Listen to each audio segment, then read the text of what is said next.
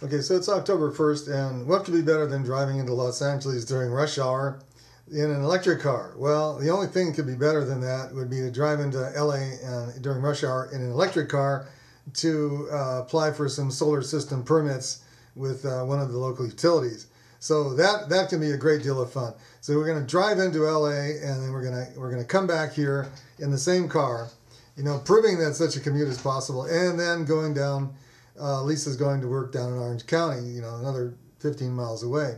So electric cars not only are good enough to commute to LA, they've got more than enough energy to also commute to Orange County on the same day with the same people. So anyway, I want people to think about this. Question internal combustion. Now, we are so convinced that the only thing you can do is burn oil. Nobody thinks about the fact that it's really not necessary. All the refineries and all the power plants and all of the oil wars and the pollution, etc., and the oil trucks, etc. What if it's not necessary? What if we can do it with electric cars and solar power? Which we do. So, that's what this is all about. This is a typical Monday morning commute. We're in carpool lane because there's two of us.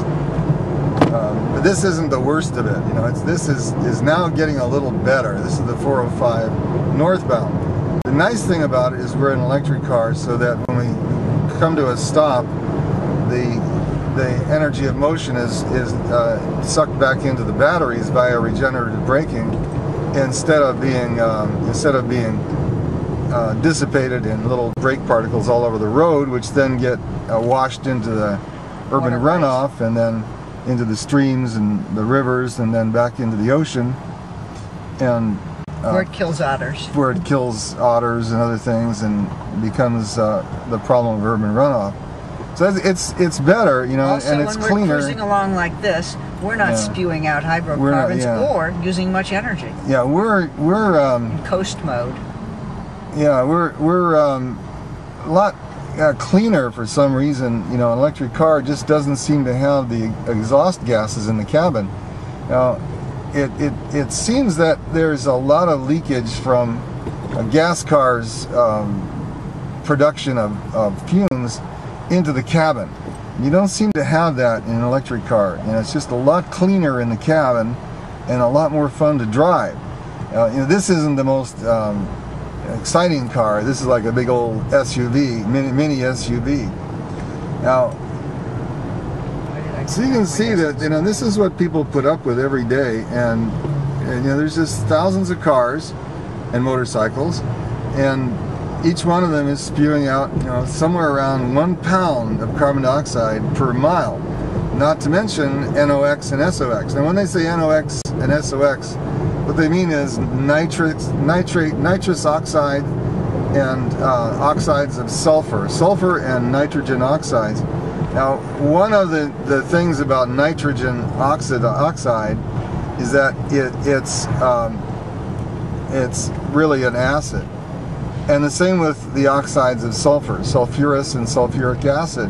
So when you get NOx and SOx, it sounds really nice, SOx comes out and NOx comes out. NOx sounds noxious. What it really is acid, acid being spewed into the air. Now, it isn't the worst acids, but when it comes in contact with ozone and sunlight, the nitrous oxide gets oxidized into nitric acid, and the sulfurous acid gets oxidized into sulfuric acid, which are even more harmful. None of it's very good. The thing is that you don't really need a gigantic car, to go to work in. So, and most of these people on Monday morning are going to work. So, there's two people in the car ahead. The most that's a carpool car. But all these other guys, like this Jeep over here, this little pickup truck, all these guys are going to work, and they're surrounded by 3,000 pounds of steel. Right. Now, some of it's 6. Yeah, some of it's 6. Really, there's more efficient ways to get to work.